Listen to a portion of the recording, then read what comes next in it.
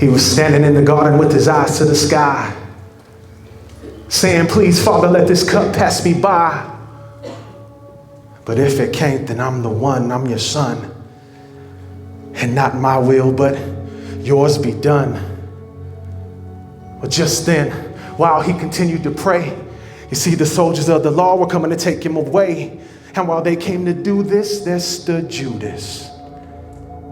He said, how you gonna betray the Son of Man with a kiss? With this, they cuffed him, drug him, they beat him, they spit on him, they slapped him, they said, you commit treason. And this was the reason he stood before Sanhedrin. They asked him, are you who you say you are, Jesus? He said, it is as you say, yes, I am the light. And in the future, you will see me sitting at the right hand of God, and nobody's coming after me. Then the high priest called out, blasphemy! And the people almost started a riot. And then they had to take him to see Pontius Pilate. And Pilate said, Jesus, are you the king of the Jews? He says, it is as you say, this is true. Then Pilate said, what y'all want to do with this guy? And all the priests and the people yelled, crucify! But why? This man has not committed a crime. He washed his hands and said, I am innocent of this life. So the Christ was said to be crucified. The soldiers started to beat him and Mary started to cry. They whipped him 39 times. They closed shut his eyes. They cut his skin wide. They mocked him. They said, save yourself if you're the Christ. And for his clothes, man, yes, they even rolled dice with 2 nails through the palms and 1 through the feet. They nailed him to the cross for all to see. With so much love in his heart and nothing left to prove, he said, Father, forgive them, for they know not what they do. He said, Father, why have you forsaken me? And then he said, it is finished, and he died on a tree. But see, the coolest thing is what happened in 3 days when he was raised for the world to see that he was who he said he was. He is who he said he is. Yes, he conquered the world, the grave, and everything in it. But you don't got to believe that what I'm saying is true. Because even if you don't believe, he still died for you. See, we can't earn it and we can't achieve it. Because heaven is a gift. And I pray that you will receive it.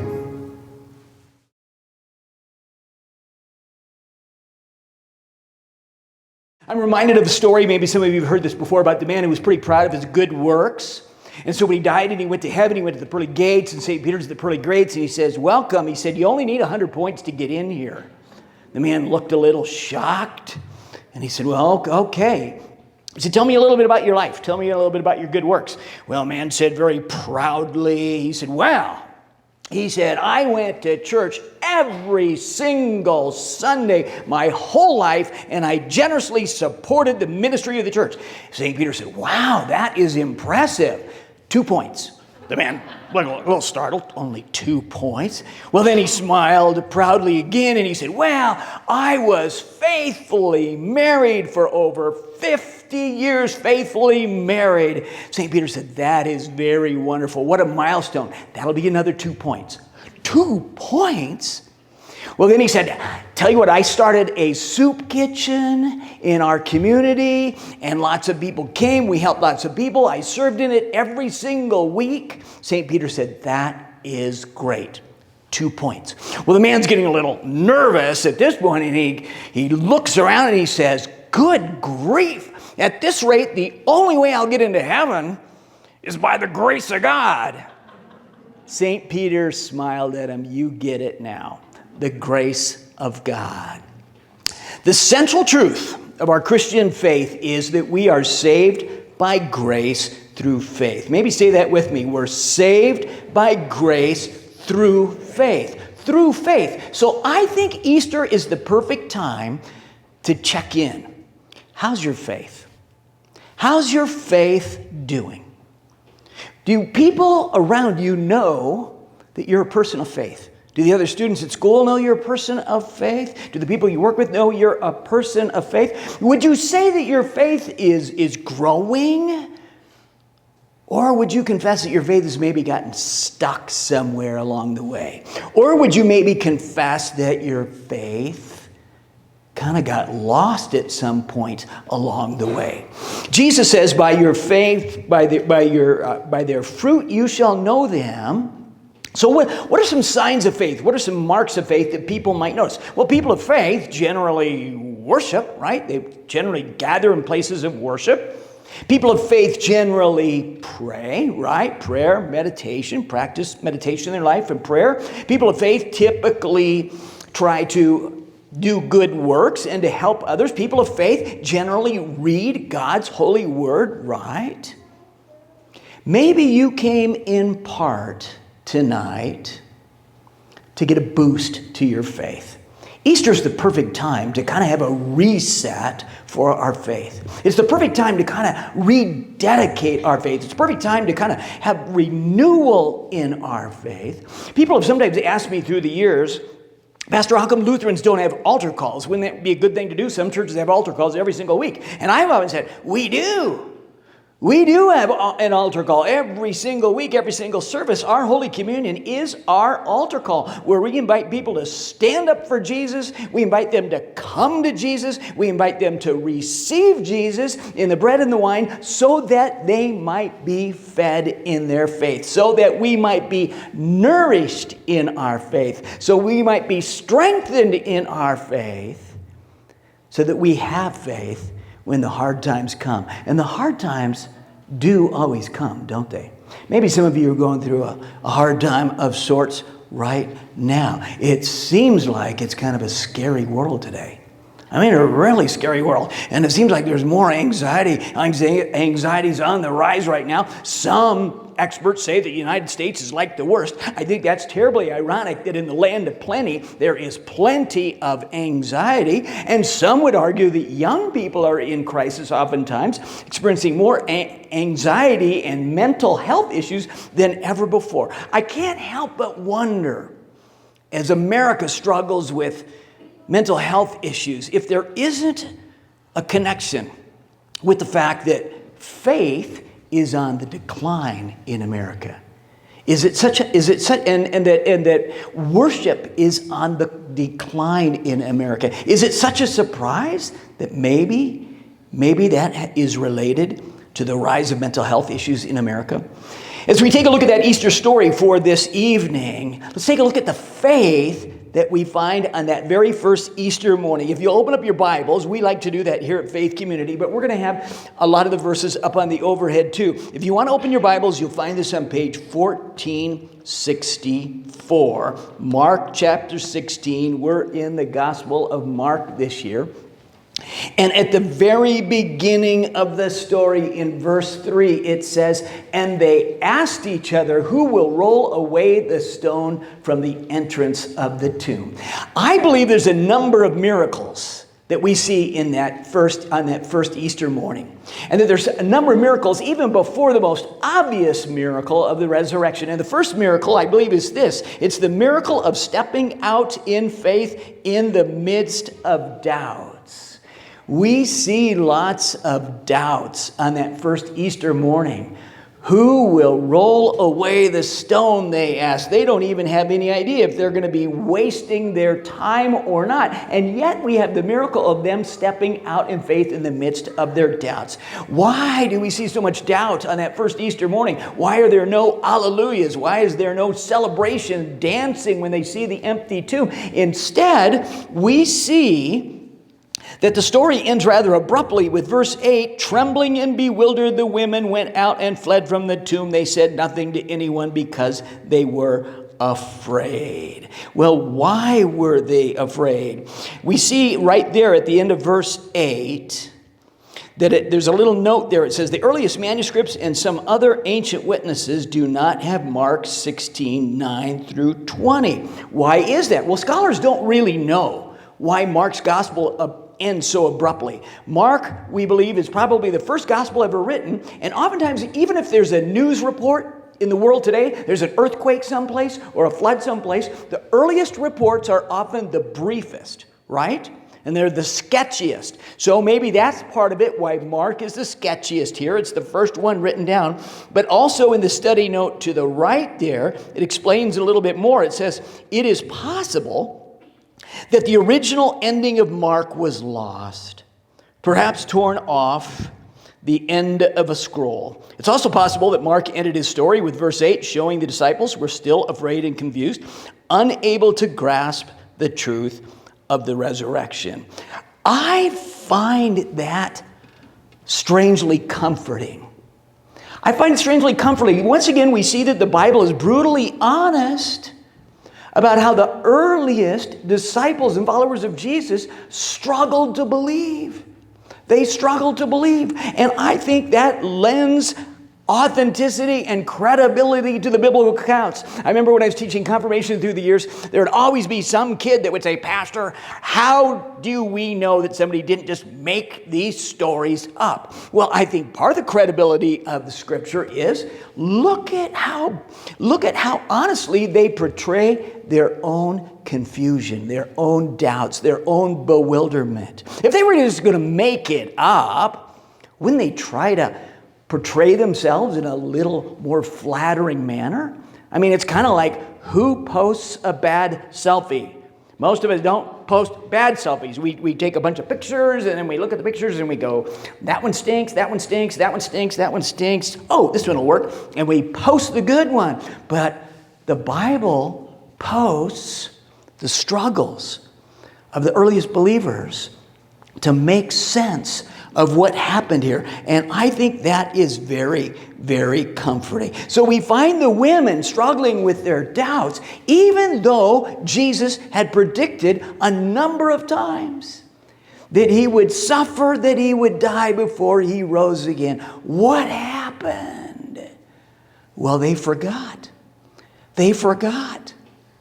And we forget too, also, don't we?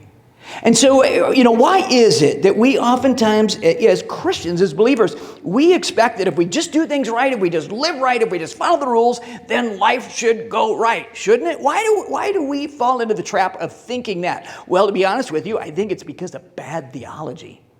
There's a lot of bad theology around. We talk about this in our Thursday morning men's Bible study all the time about there were false teachers, and there's false teachers in our world today, and there's bad theology, and there's a lot of theology of glory. That's what a lot of people call it, theology of glory. Are you familiar with a theology of glory? A theology of glory is kind of the gospel that suggests that if we just live right, and if we just follow Jesus, once you follow Jesus and once you start living right, following all the rules of the Christian faith, then life should be glorious. But most of us understand that the Bible really doesn't preach that gospel. It preaches a gospel, a theology of the cross. We are invited to take up our cross. And we are reminded that there will be suffering and strife for us as well in the world today. And in fact, the Old Testament warns us as well, doesn't it? If we start in the beginning of the Bible with Genesis chapter 1, chapter 2, we have the creation stories. Chapter 3 is the story of the fallen man. And we learn that when sin entered the world, trouble began. That's when the trouble began. And there's strife even in the first family. There's jealousy in the first family. There's murder in the first family as Cain kills Abel. And the trouble just continues. It gets so bad that God sends a flood to wipe out the world with Noah and the ark. And there's trouble in the wilderness. There's trouble in Abraham's family, Father Abraham. There's trouble between the wives. There's trouble between the sons and the daughters. There's trouble with Moses and the Israelites following. There's trouble with David and his brothers. There's jealousy there. There's trouble with the prophets, and we see trouble throughout Scripture. And so when we find ourselves struggling with trouble and doubt like the women on that first Easter morning, we stand in good company. But notice the miracle of them stepping out in faith in the midst of their doubts. Sometimes that's all we can do, is put one foot in front of another.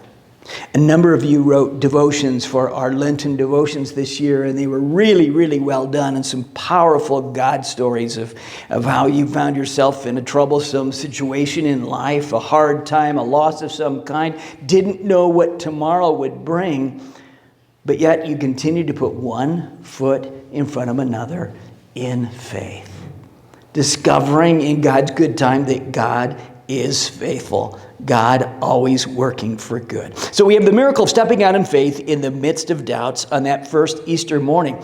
The good news is the story isn't over with yet. Take a look at verse 4. Verse 4 says this. Let's read it together. It's up on the screen. It says, "But when they looked up, they saw that the stone, which was very large, had been rolled away." So we have a second miracle here, and that is the miracle of looking up from our fears. We see in verse 4, "But when they looked up, they saw that the stone had been rolled away." Let's face it, the problem oftentimes in life is we're looking down at our problems, and when we're looking down, we often are feeling down. When we're looking down, we're often feeling down. Feelings follow focus. Remember that. Feelings follow focus. When we're looking down, we're often feeling down. But faith is really the posture of looking up. Looking up from our problems in this world, looking up to God and remembering that God is God. And remembering that God is faithful. And so we see the posture of faith throughout Scripture. We see all these stories throughout Scripture. Noah in the Old Testament looking up while everyone else is not. We have Moses looking up while the Israelites are quarreling in the wilderness. We have David looking up when he's facing the giant Goliath. We have Jesus looking up from the cross, praying, "Father, forgive them, for they know not what they do." Looking up from their fears to God, remembering that God's got us, that God is faithful. Fear is a part of life, isn't it?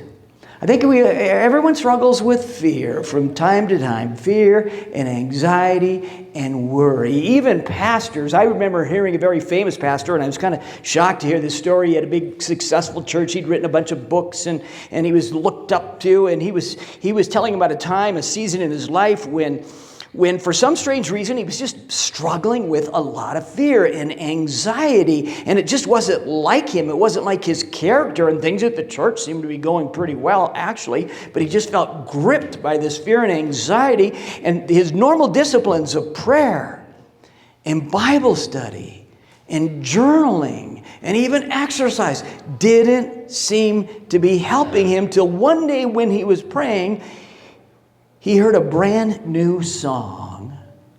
"I'm no longer a slave to fear. I am a child of God." And that was like a breakthrough for him.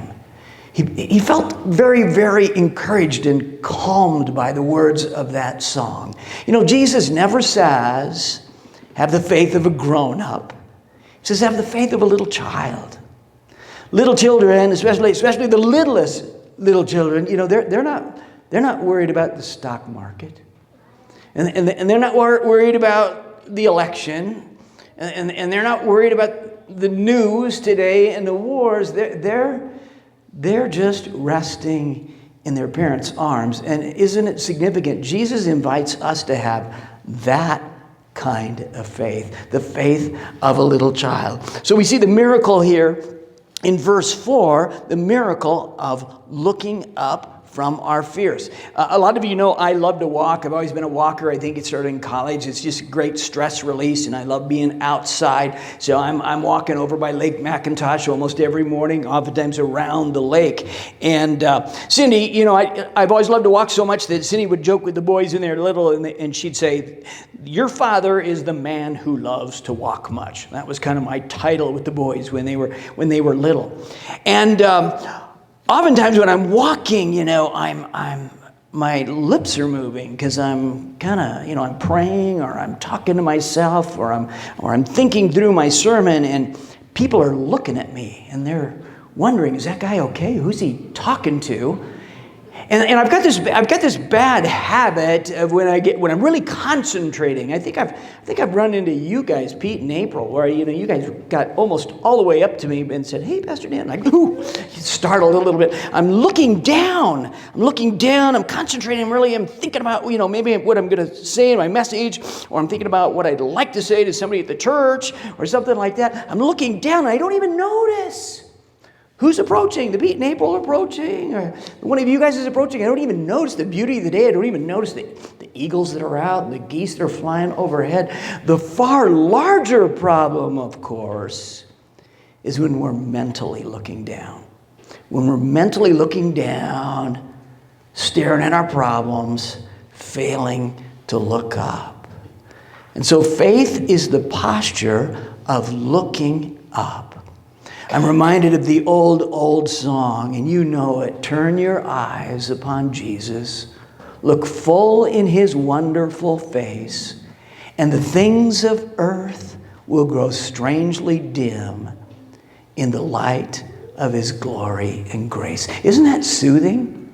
Isn't that comforting? Doesn't that just kind of bring a feeling of peace? And the things of earth will grow strangely dim in the light of his glory and grace. So the women in verse 4, when they looked up, they saw that the stone, which was very large, had been rolled away. But last but not least, we have, of course, the greatest miracle. And the greatest miracle is the miracle of life beyond the grave. And so we have the very first Easter sermon in verse 6. Guess who the preacher is on that first Easter morning? It's the angel. The angel's the first preacher. And so here's what he says, and here's the sermon right here. Let's read it together. Don't be alarmed, he said. You are looking for Jesus, the Nazarene, who was crucified. He is risen. He is not here. See the place where they have laid him. I've often fantasized, maybe I could use that for an Easter sermon some year. Just that I would just say that for the Easter sermon and then say, let's sing. Have a good week.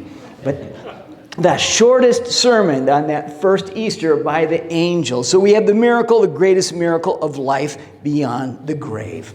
I think it was on Transfiguration Sunday 7 weeks ago that I told you a little bit about the documentary that I had recently seen by Tony and Bart Campolo. Maybe some of you have read books by Tony Campolo, world famous pastor, preacher, evangelist, author, very, very popular. And his son, Bart, when he grew up and got through his education, he worked with Tony for a while in Tony's ministry and preached along with him, and they both did conferences together. But then he came to have a crisis in his faith. Bart, the son, had a crisis in his faith. So the documentary is entitled, and you can Google this, you can look it up on YouTube, Leaving My Father's Faith. So the end result of that crisis in his faith is that Bart no longer sees himself as a person of faith.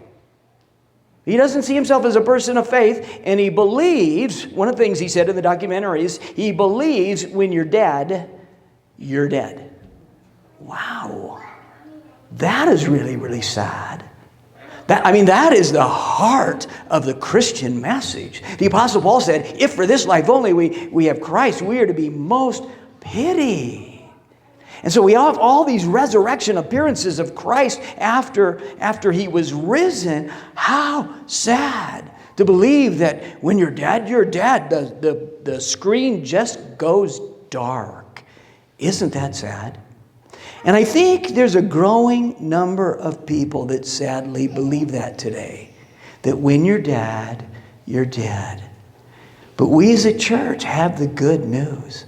That is not the end of the story. That Jesus defeated death. There's another belief that's going around today that I think is a problem. I know it's a problem. I would call it a heresy, and it's a heresy in the church. And that is this, a growing number of Christians that would say that the resurrection is merely symbolic. It's merely symbolic. We celebrate new life, and we celebrate how God brings good out of bad, but the resurrection is symbolic. Well, that's not at all what we proclaim. Can you imagine on Sunday morning, on Easter morning, saying, He is risen, symbolically speaking. I mean, that just doesn't have the power, does it? He is risen, metaphorically speaking. No. We proclaim that Jesus rose again. And we believe that more than just living in our heart for our loved ones, we will see our loved ones once again. That's what a lot of people preach today, that, that our loved ones live on in our heart. Well, that's a wonderful thing, and I believe our loved ones do live on in our heart. I know that my mom and dad died many, many years ago, and I'm thankful to have them in my heart, memories of them in my heart. And you've heard me quote my dad before, and my mom's wonderful faith during her cancer and everything. But that isn't enough. More than anything, I am comforted to know and strengthened to know and encouraged to know that someday I'll see them again. In Holy Communion, we believe it's a foretaste of the feast to come. And I believe that heaven never comes closer than in Holy Communion. I think we can feel them in Holy Communion, the saints above. In the old Lutheran liturgy, we used to say, therefore, with the angels and archangels and all the company of heaven, we laud and magnify thy glorious name. I think almost all the funerals that I preached through the years here at Faith, I almost always end by saying this: thanks to Jesus, we're not saying goodbye forever. We're simply saying, see you later. Amen. Let's pray. Gracious God, we do give thanks for Jesus, that because of Jesus, we're not saying goodbye to our loved ones, but we're simply saying, see you later. So we give thanks as we celebrate the resurrection, as we celebrate the empty tomb, that you have gone before us, that you have defeated death. And as the Apostle Paul says, no present suffering can compare to the glory that is to be revealed. You unravel me with your melody. You surround me with a song of deliverance from my enemies, till all my fears are gone. I'm no longer a slave to fear. I am a child of God. I'm no longer a slave to fear. I am a child of God.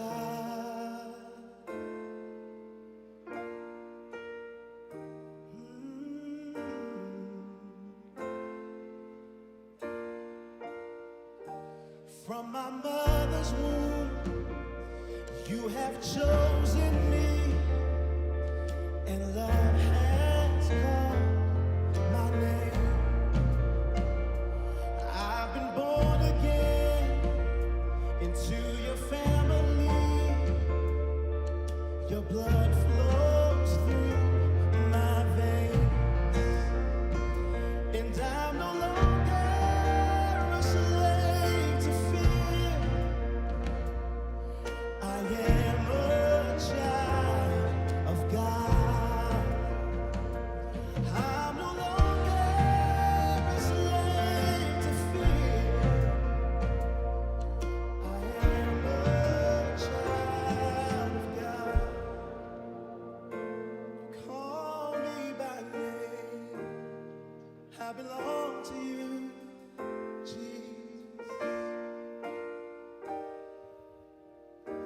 I am surrounded by the arms of a Father. I am surrounded by songs of deliverance.